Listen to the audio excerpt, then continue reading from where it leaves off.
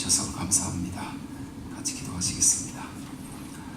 참 좋으신 하나님, 찬양대의 찬양을 받아주시고 이 시간 우리 모두에게 필요한 은혜를 성령으로 친히 우리 가운데 공급해 주셔서 갈급한 우리의 영혼이 새 힘을 얻는 시간 되도록 친히 말씀으로 인도하여 주시옵소서. 우리의 속사람이 더 강건케 되는 시간 되게 하시고 참으로 우리의 영혼이 다시 사는 역사가, 소생케 되는 역사가 놀랍게 임하는 귀한 시간 되게 해주시기를 간절히 원하오며 우리 주님 예수 그리스도의 이름으로 감사하며 기도드리옵나이다. 아멘.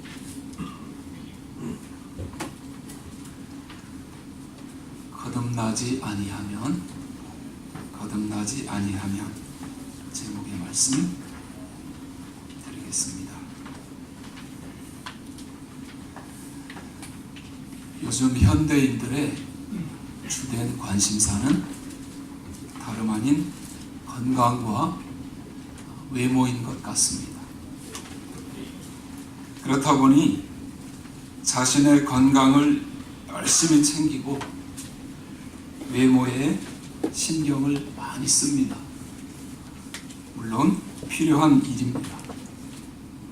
또한 얼마나 많은 돈과 지위를 가졌는가가 사람들의 관심의 초점입니다.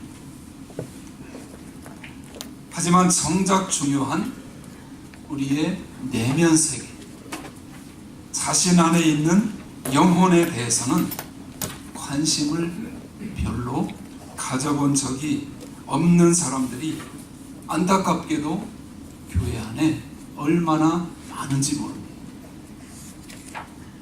오늘 본문에서 니고데모라는 사람이 등장합니다.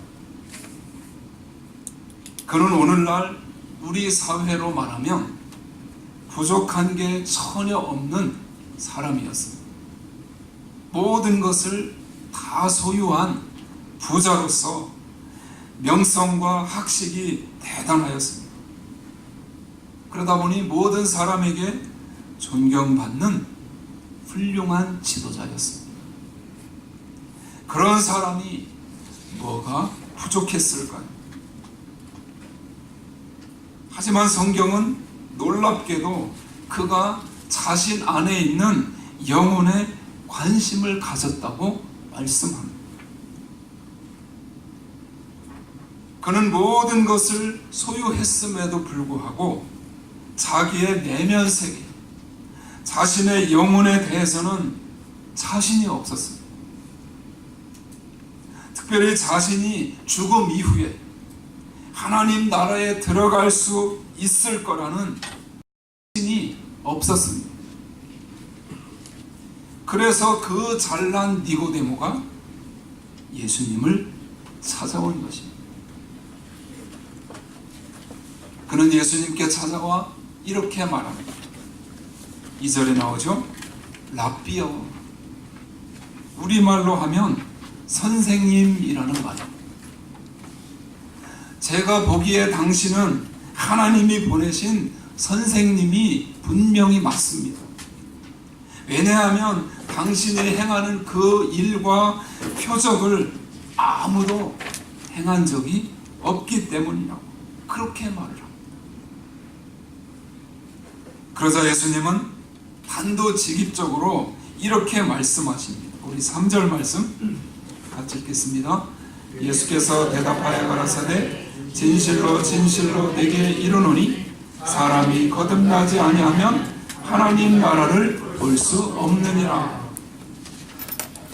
예수님은 왜 그렇게 말씀하셨을까요? 바로 니고데모의 그 마음을 아셨기 때문입니다.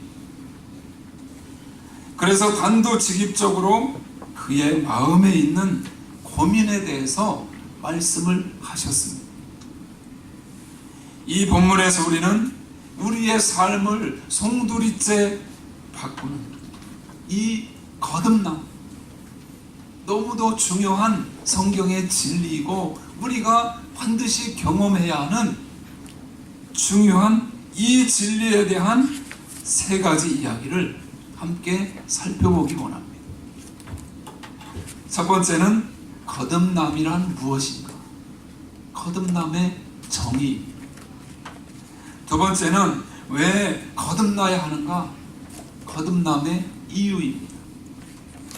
세 번째로는 그러면 어떻게 거듭날 수 있는가? 거듭남의 방법에 대해서 함께 살펴보기를 원합니다. 그럼 먼저 거듭남이란 무엇일까요? 여러분, 성경은 굉장히 긴 책입니다. 한 권의 책 같지만 구약이, 대답해 보세요. 구약이 몇 권이죠? 39권. 너무 많이 읽어서 몇 권 떨어진 사람은 적을 수도 있습니다. 반면에 신약은 27권. 그래서 구약 39권, 신약 27권, 제 끝자리 전화번호가 3927이에요. 그래서 바이블. 네? 총 몇 권이죠? 66권. 저자는 몇 명인가요? 약 40명의 저자가 몇 년 동안 기록했죠?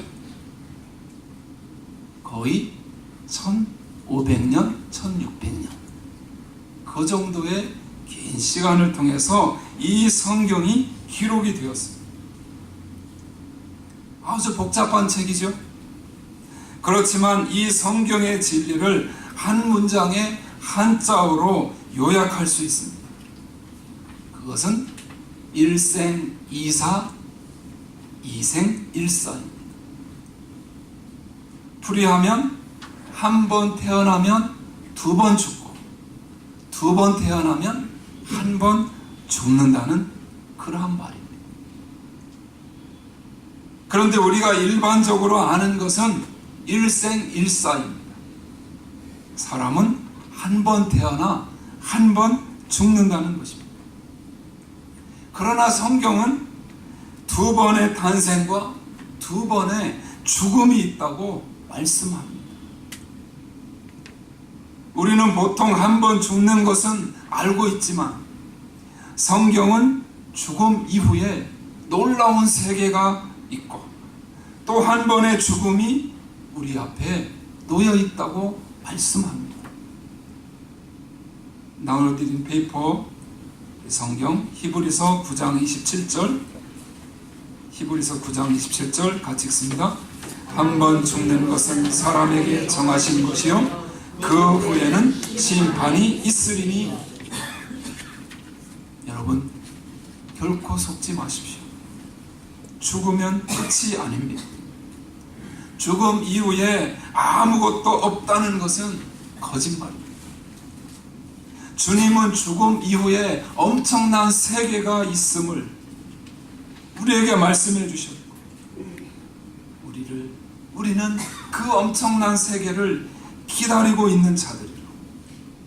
그래서 우리는 모두 하나님의 심판대 앞에 서야 한다고 말씀하셨습니다. 그 하나님의 심판대 앞에서 그분은 우리의 죄에 대해서 심판하십니다. 그렇다면 죄가 있는 사람은 어떻게 됩니까? 요한계시록 21장 8절 말씀 읽습니다.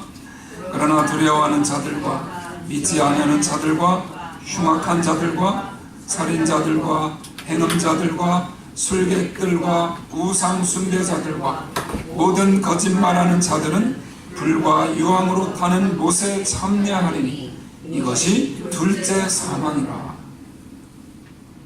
성경은 죽음을 한 단어로 분리라고 그렇게 정의합니다. 우리가 아는 죽음은 무엇인가요? 내 육체와 영혼이 분리되는 것입니다. 그러면 죽음 이후에 또다시 맞게 되는 둘째 사망은 무엇인가요? 복의 근원이신 하나님과 영원히 분리되는 것을 말하는 것입니다. 불과 유황으로 타는 못, 그곳이 어떤 곳인지 우리는 정확하게 알지 못하지만 성경의 내용을 종합해 볼 때 엄청나게 끔찍하고 고통스러운 곳임을 분명히 알 수 있습니다.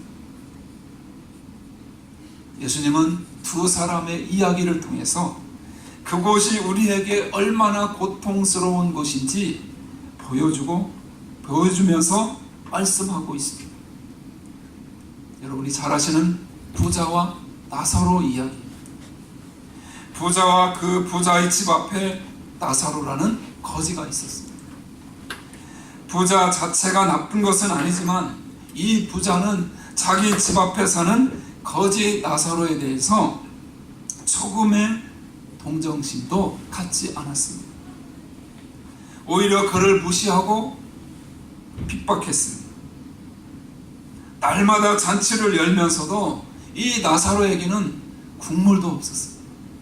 떡 한 조각도 주지 않았습니다. 그는 하나님을 부인하고 돈만 쫓아 살았던 사람. 영원히 그렇게 살았나요? 둘 다 죽었습니다. 부자의 장례식은 얼마나 화려했겠습니까? 반면 이 거지 나사로의 죽음을 누가 거들떠나 보았겠습니까?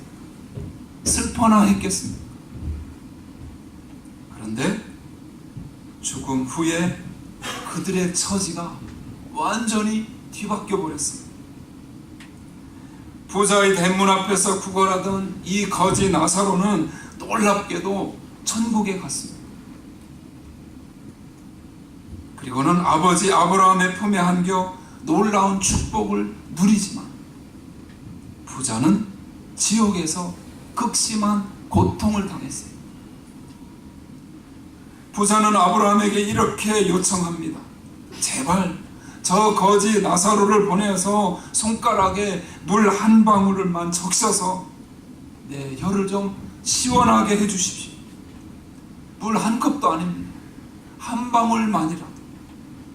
얼마나 고통스러웠던지 고작 물 한 방울만이라도 그렇게 요청을 했습니다. 여러분, 불과 유황으로 타는 곳은 어떤 곳인가요? 그곳은 그 물 한 방울의 요청조차도 거절당하는 곳입니다. 얼마나 고통스러웠습니까? 자기가 그토록 멸시하던 나사로에게 물 한 방울을 달라고 요청했을까요? 성경은 이처럼 정말 고통스러운 곳이 죽음 이후에 분명히 있다고 말씀하고 있습니다. 같이 한번 해보실까요? 성경이 있다면 있는 것이다. 믿으시죠? 네. 또한 죽음만 두 번 있는 것이 아니라 탄생도 두 번 있습니다. 거듭남이란 한마디로 말해서 죽었던 우리 영혼이 다시 살아나는 것입니다. 창세기 2장 7절은 하나님이 우리 인간을 만드시는 모습을 이렇게 묘사했습니다. 창세기 2장 7절 읽습니다. 여호와 하나님이 흙으로 사람을 지으시고 생기를 그 코에 불어 넣으시니 사람이 생명이 된지라. 여러분, 이 세상에 수많은 동물이 있지만 오직 인간에게만 영혼이 있습니다. 하나님께서 인간에게만 이 생기를 불어 넣으셨기 때문에 아무리 강아지가 개가 똑똑하고 영리하다고 해도 개와 우리는 다릅니다. 개에게는 영혼이 없습니다. 개가 아무리 똑똑하다고 해도 이 개가 자신의 정체성을 고민하는 것을 본 적이 있으십니까? 나는 왜 개로 태어났나? 고민하면서 나도 사람처럼, 나도 사람 되게 해달라고 금식 기도라도 하는 거 보셨습니까? 있을 수 없는 일입니다. 그러나 유일하게 하나님의 형상으로 지음받은 우리의 조상 아담과 하와가 하나님께 불순종했습니다.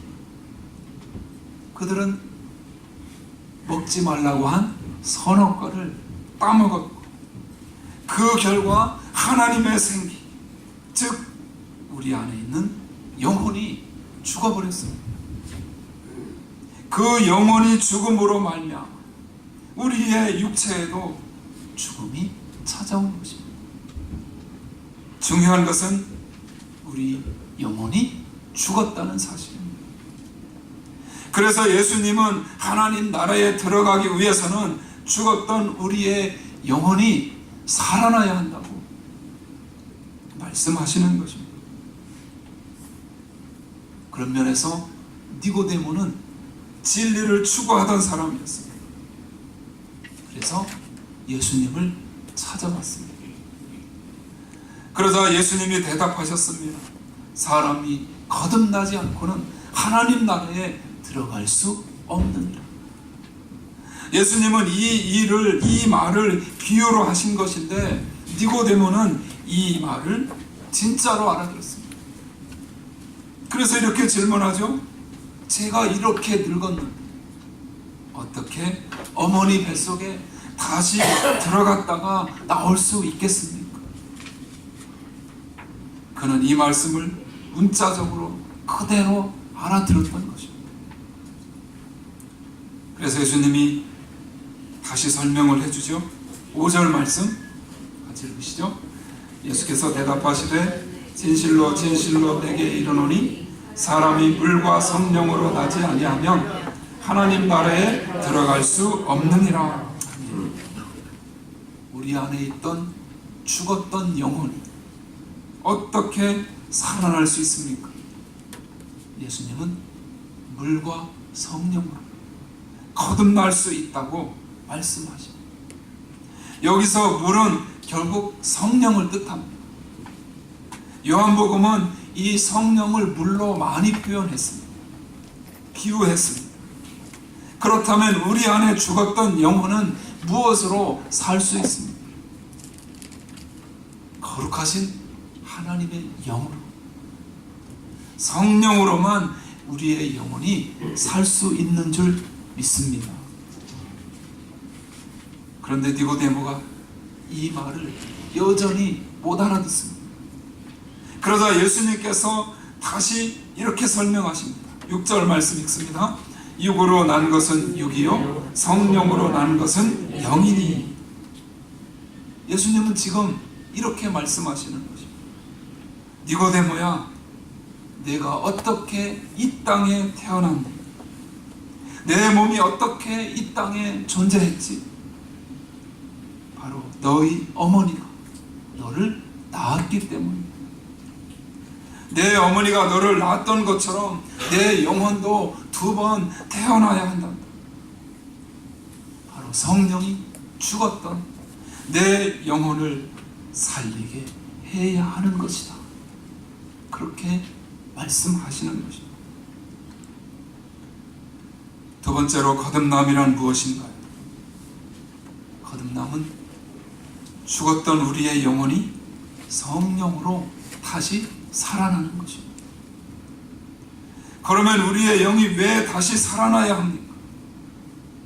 그 이유는 이 방법이 아니고서는 그 어떤 방법으로도 하나님 나라에 들어갈 수가 없기 때문입니다. 여러분, 육으로 난 것은 육이요 영으로 난 것은 영입니다. 다시 말해 우리의 영은 영으로만 살아날 수 있다는 말씀입니다. 우리의 육신을 아무리 갈고 닦아도 소용이 없습니다. 다시 말해서 아무리 성형수술을 많이 하고 외모를 아름답게 가꾼다고 해도 그것으로 하나님 나라에 들어갈 수는 없다는 것입니다. 아무리 선을 행하고 자신을 도덕적인 사람으로 만든다 해도 그 착함만으로는 하나님 나라에 들어갈 수는 없는 것입니다. 우리는 이 땅을 살아가면서 행위를 굉장히 중시합니다.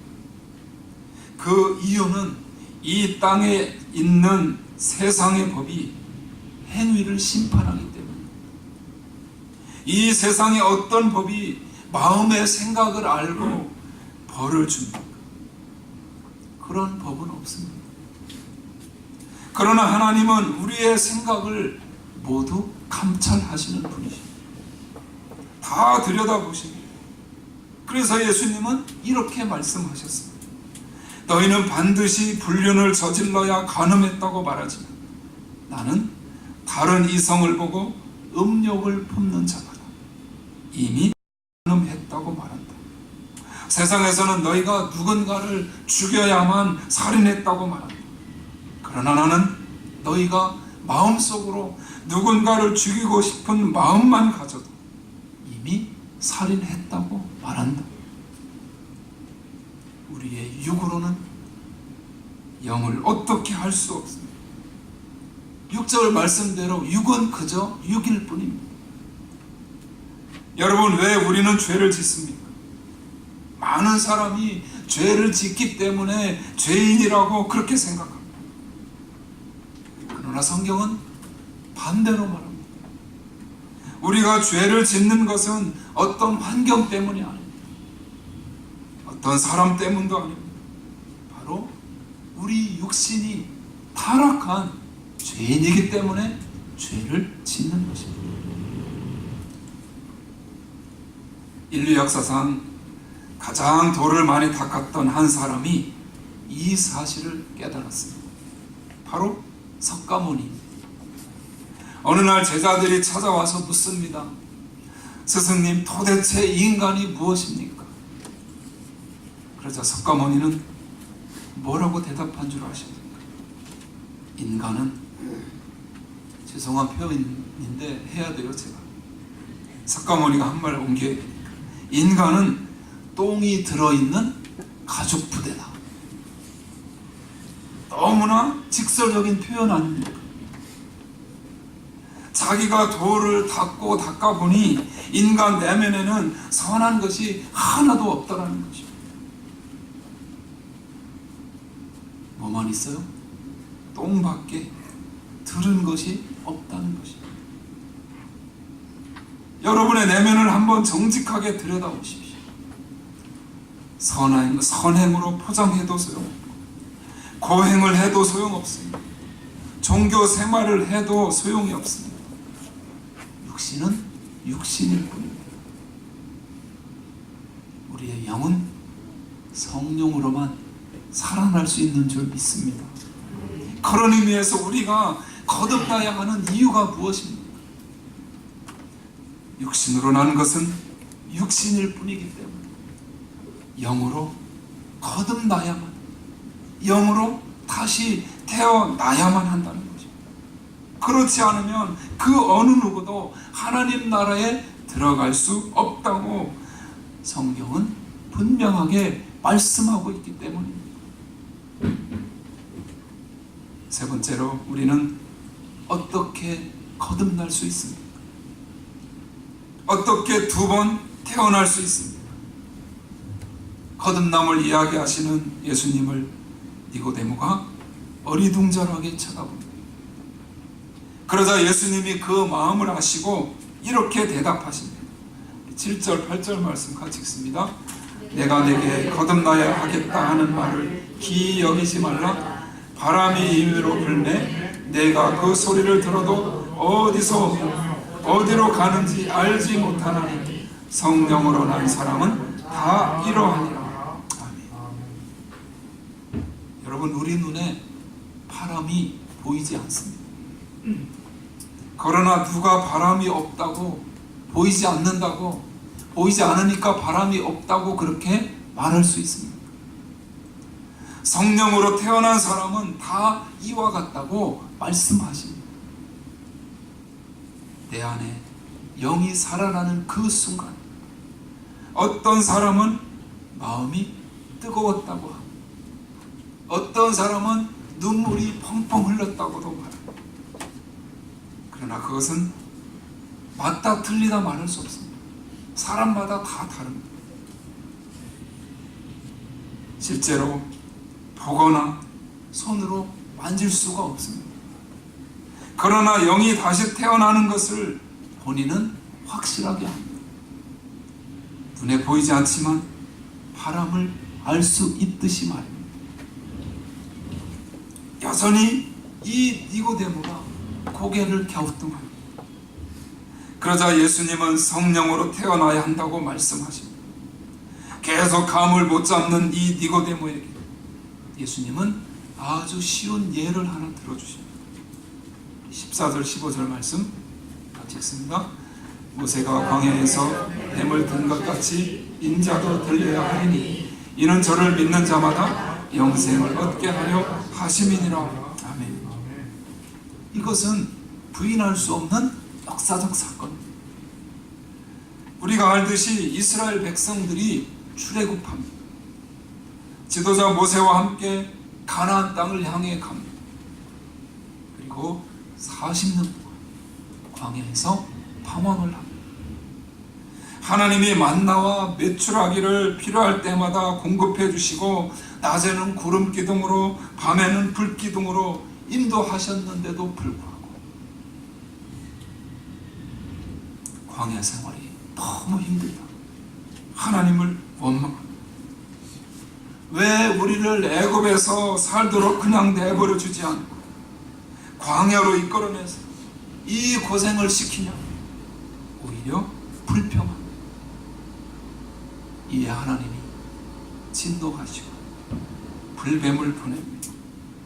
그래서 이스라엘 백성들이 다 물려 죽게 되었습니다. 그러자 모세가 하나님께 기도합니다. 하나님, 이 백성을 광야에서 이대로 다 죽이실 건가요? 저들을 용서해 주십시오 하고 간청하니 하나님이 그의 기도를 들으시고 백성들을 구원하십니다. 어떤 방법을 통해서인가? 지금 당장 가서 노수로 뱀의 형상을 만들어 그 뱀을 장대 위에 높이 달아라. 그리고 뱀에게 물린 자에게 선포하라. 누구든지 뱀에 물린 자는 장대 위에 달린 놋뱀을 보면 살리라. 이에 모든 사람들이 놋뱀을 쳐다보았습니까? 그렇지 않습니다. 어떤 사람은 드디어 모세에게 치매가 왔나 보다. 뱀에가 물렸으면 의사한테 데려다 주든지 아니면 약을 처방해서 갖다 줘야지. 장대 위에 달린 놋뱀을 쳐다보라니 말도 안 된다. 그렇게 외쳤을 것입니다. 그러나 역사는 이야기합니다. 그 말도 안 되는 소리를 하나님의 말씀으로 믿고 뱀에 물린 아픈 다리를 이끌고 나와서 장대 위에 달린 뱀을 바라본 자는 그 즉시로 살아나는 역사가 나타났습니다.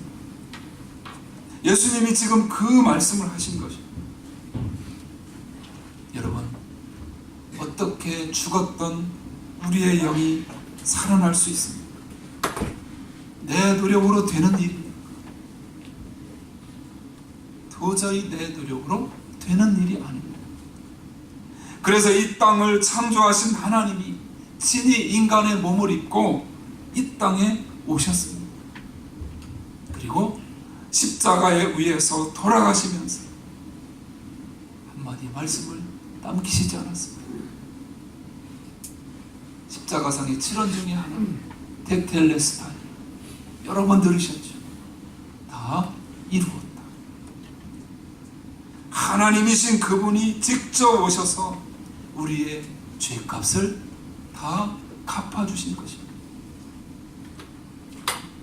여러분, 성경은 3만 구절이 넘는 긴 책입니다. 그 무수한 구절 가운데 가장 중요한 구절을 하나 뽑으라. 바로 오늘 요한복음 3장 16절일 것입니다. 그 뜻을 마음에 새기면서 우리 요한복음 3장 16절 같이 읽습니다. 하나님이 세상을 이처럼 사랑하사 독생자를 주셨으니 이는 저를 믿는 자마다 멸망치 않고 영생을 얻게 하려 하심이라. 아멘. 하나님이 나를 이처럼 사랑하사 나를 위해서 독생자를 주셨다는 이 말씀. 이 말씀은 우리를 향한 하나님의 사랑의 절정입니다. 즉 독생자 예수 그리스도를 주신 것은 하나님께서 우리에게 주실 수 있는 것 중에 최선의 것을 주신 것입니다. 사실 그렇지 않습니까? 세상에 자기 아들보다 귀한 것이 어디 있습니까? 부모에게 자녀는 자기의 목숨보다 더 귀한 존재. 그러니까 자기의 자녀가 물속에 빠졌을 때든지 아니면 불 속에서 빠져나오지 못할 때든지 다른 사람들은 아유 저거 어떻게 하나, 누가 좀 빨리 가서 살려주지, 그렇게 걱정만 하고 있습니다. 물속에 불 속에 뛰어드는 사람이 누구입니까? 엄마든지 아빠는 뛰어드는 겁니다. 뭐 누구 붙잡고 살려달라고, 우리 애 좀 살려달라고 할 그러한 겨를이 어디 있습니까? 무조건 뛰어드는 거죠. 부모만이 할 수 있는 것이죠. 그런데 하나님께서는 그 아들을, 독생자 예수 그리스도를 내어주셨습니다. 누구를 위해서요? 바로 죄인된 저와 여러분을 살리기 위해서입니다. 이로 말미암아 우리는 영원한 생명을 얻을 수 있게 된 것입니다. 이 뜨거운 하나님의 사랑을 우리는 한시도 잊지 말아야 합니다. 여러분이 잘 아시는 대로 아브라함은 100세에 눈에 넣어도 아깝지 않은 귀한 아들을 얻었습니다. 그 아들은 생물학적 가능성이 전혀 없는 데서 얻은 아들입니다. 아브라함은 그 아들을 통해 주실 예수 그리스도를 보았습니다. 갈라디아서 3장에 나오는 말씀입니다. 만약 우리가 어떤 사람에게서 1년 전부터 준비된 선물을 받는다면 그 뜨거운 정성과 그 사랑에 감격하지 않을 사람이 누가 있겠습니까? 그런데 하나님께서는 1년 전이 아니라 10년 전이 아니라 100년 전이 아니라 언제요? 창세 전에 우리를 위해 최선의 것인 독생자를 주시기로, 내어주시기로 작정하시고 예비하셨다는 사실입니다. 이렇게 우리를 극진하게 아껴주신 하나님의 그 큰 사랑을 우리는 늘 기억하고 감사합니다. 그 은혜에 보답하는 삶을 힘써 살아가야 할 줄로 믿습니다. 그럴 때 하나님이 은혜 주시지 않을 수 있겠어요? 그러한 분들에게 은혜 안 주시면 누구에게 하나님이 은혜를 주시겠습니까? 시골에서 목회를 하시는 목사님 한 분이 계셨습니다. 그분은 아주 똑똑했지만 어린 시절 고아원에서 성장했습니다. 부모에게 버림받고 사람들에게 멸시받은 그 상처 때문에 목사님이 되어서도 얼굴이 항상 어둡고 무섭기 짝이 없었어요. 늘 불만이 가득했어요. 사람들과의 관계에서도 자주 부딪혔어요. 사모님과도 틈만 나면 싸웠습니다. 어떻게 알았나요? 어떻게 알았냐고요? 설교 때마다 그걸 또 그렇게 얘기를 했어요. 그래서 알지 어떻게 알았어요? 오늘 제가 아침에 사모하고 대판 싸우고 와서 제가 설교하는 게 참 부담이 됩니다.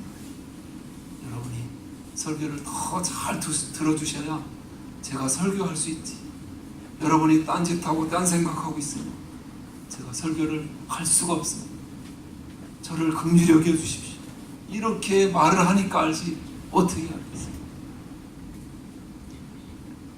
그러니 목회가 제대로 될 수가 있었겠어요?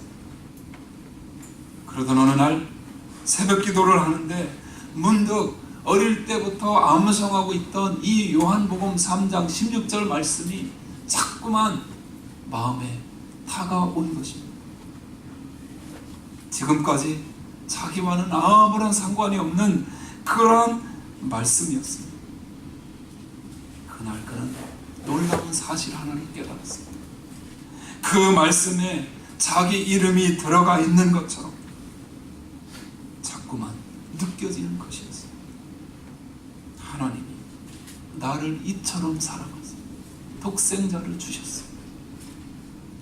그 새벽에 그는 참된 하나님의 사랑을 깊이 경험하였어요. 하나님의 사랑을 물밀듯이 받고 눈물을 흘리며 교회를 나오는데 눈앞에 펼쳐진 항상 있던 초록빛깔의 그 보리밭이 마치 자기를 사랑하는 것 같은 그러한 느낌을 받았습니다. 마음의 모든 상처가 씻겨 내려간 것입니다.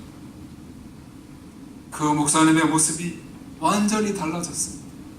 자비롭고 인자한 모습으로 영혼들을 섬겼습니다. 하나님의 사랑을 받고 죽었던 영이 살아났기 때문입니다. 사랑하는 여러분, 사람은 누구나 두 번의 탄생과 두 번의 죽음을 경험합니다. 우리의 영혼이 살아나야 천국에 들어갈 수 있습니다. 여러분 모두의 영혼이 하나님의 사랑을 힘입어 다시 살아나는 역사가 일어나게 되시기를 바랍니다. 그리고 그 역사 가운데서 계속해서 변함없이 흔들리지 말고 주님을 열심히 사랑하며 믿음으로 나아갈 때 하나님께서 승리의 길로 인도해 주실 줄로 믿습니다. 그런 은혜가 넘치시기를 주님의 이름으로 축원합니다.